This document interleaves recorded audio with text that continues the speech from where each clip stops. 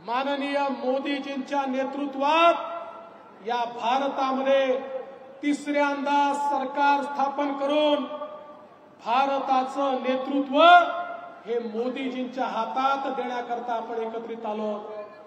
बंधू भगिनींनो, ही निवडणूक ही महानगरपालिकेची निवडणूक नाही, जिल्हा परिषदेची ग्रामपंचायतची निवडणूक नाही, ही विधानसभेची निवडणूक देखील नाही। ही निवडणूक देशाच्या लोकसभेची निवडणूक आहे, देशाचा नेता निवडण्याची निवडणूक आहे, देशाला 5 वर्षाकरता कोणाच्या हातात द्यायचं याची निवडणूक आहे।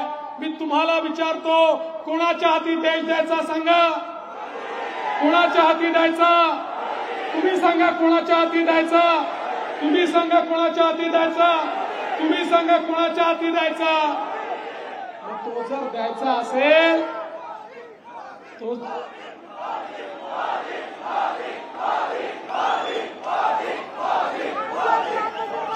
मग मोदीजींच्या हाती देश द्यायचा असेल तर मत कुणामध्ये द्यावं लागेल? सुजय विखेंच्या कमळाची बटन दाबली की मत कुणाला मिळेल?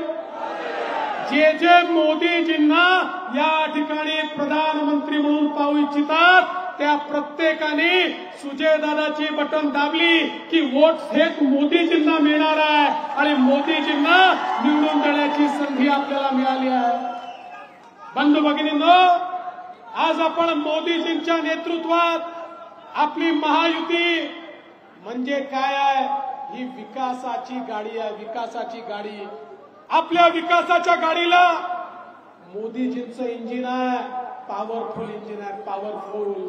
आणि त्याला शिवसेना असेल, राष्ट्रवादी काँग्रेस असतील, वेगवेगळे आपले घटक पक्ष असतील, मनसे असेल, रिपाई असेल, आपल्या सगळ्या घटक पक्षांची त्याला एक बोगी लागलेली आहे आणि आपल्या ट्रेनमध्ये, आपल्या विकासाच्या गाडीमध्ये दीन, दलित, गोर, गरीब, आदिवासी, शेतकरी, शेतमजूर, महिला, अल्पसंख्याक, भटके, विमुक्त सगळ्यांना बसायची जागा आहे।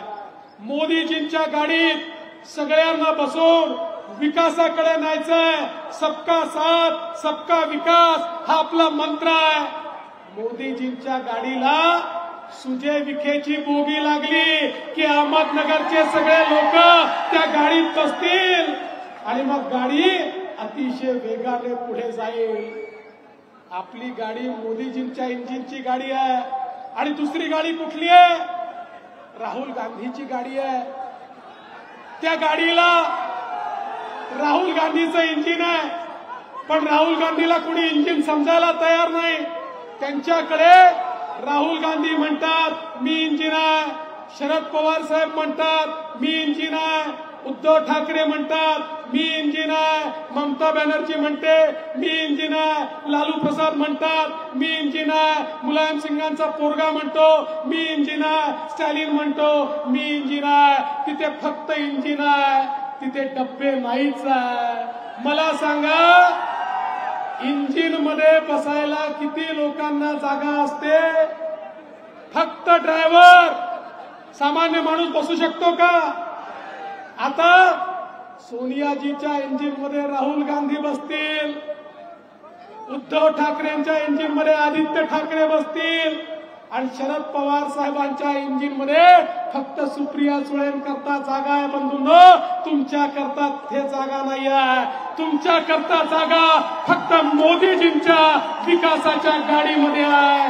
मोदीजींच्या गाडीत प्रत्येकाकरता जागा आहे, कारण या ठिकाणी खऱ्या अर्थानं जनसामान्यांचा विकास करण्याकरता ही गाडी पुढे चालली आहे। आणि म्हणून आज आपण पाहतोय मोदीजींनी 20 कोटी लोक जे कच्च्या घरात राहायचे त्यांना पक्क घर दिलं, 55 कोटी लोक ज्यांच्या घरात शौचालय नव्हतं त्यांना शौचालय दिलं, 50 कोटी लोक ज्यांच्या घरात गॅस नव्हता त्यांच्या घरी गॅस पोहोचवला, 60 कोटी लोक ज्यांच्या घरी पिण्याचं पाणी नव्हतं, आमच्या माता भगिनी हंडा घेऊन विहिरीवर जायच्या, नदीवर जायच्या, त्यांच्या घरी शुद्ध पिण्याचं पाणी पोहोचवलं. 55 कोटी लोक यांना आयुष्यमान भारताच्या माध्यमातून त्या ठिकाणी 5 लाखापर्यंतचा इलाज मोफत दिला. 55 कोटी आमची तरुणाई यांना मुद्राच्या माध्यमातून 10 लाखापर्यंतचं लोन बिना तारण आणि बिना गॅरंटीचं दिलं. आणि याच्यामध्ये 31 कोटी महिला आहेत की ज्यांना आपल्या पायावर उभं करण्याचं काम माननीय मोदीजींनी केलं. आणि आता मोदीजींनी सांगितलं पुन्हा निवडून आल्यानंतर 10 लाख नाही 20 लाखापर्यंतचं लोन बिना तारण आणि बिना गॅरंटीचं देण्यात येणार.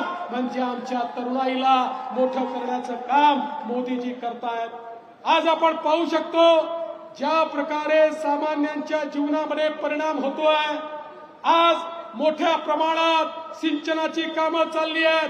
केंद्र सरकार आणि राज्य सरकार मिळून इतका मोठा निधी आपण देतोय. जे 50 वर्ष झालं नाही ते प्रकल्प आज आपण पूर्ण करतोय. आणि खऱ्या अर्थानं तो नगर जिल्हा असो की महाराष्ट्र असो, आमच्या मुख्यमंत्र्यांच्या नेतृत्वात तो सुजलाम सुफलाम करण्याचं काम चाललं आहे. बंधू भगिनींनो, मुख्यमंत्री असतील, मी असेन, अजितदादा असतील, या ठिकाणी विखे पाटील साहेब असतील, आम्ही 24 तास केवळ तुमच्या करता काम करतो. आणि मला विश्वास आहे मोदीजींनी तर सांगितलं पिछले 10 साल ये तो केवल ट्रेलर था, असली पिक्चर अभी बाकी है. पुढच्या 5 वर्षामध्ये एक बलशाली भारत, सामान्य माणसाचे स्वप्न पूर्ण करणारा भारत, सामान्य माणसाला अधिकार देणारा भारत, सामान्य माणसाला पंख देणारा भारत हा मोदीजी निर्माण करतायत. आणि त्यांच्या पाठीशी तेवढ्याच ताकदीनं महाराष्ट्र उभा आहे. कारण या भारतामध्ये महाराष्ट्र मजबूत झाला तरच भारत मजबूत होतो. आणि म्हणून मोदीजींना ताकद देण्याकरता या महाराष्ट्राला मोदीजींच्या मागे आपल्याला उभं करायचं आहे. आणि ज्यावेळी 400 पारचा नारा लागेल आणि 400 खासदार उभे असतील त्यावेळी नगरचे खासदार सुजय विखे देखील हात वर करून उभे असतील हा मला विश्वास आहे. एक तरुण तळपदार अशा प्रकारचे खासदार म्हणून सुजय विखेंना आशीर्वाद द्या एवढीच तुम्हाला विनंती करतो आणि माझं बोलणं संपवतो. धन्यवाद. जय हिंद, जय महाराष्ट्र.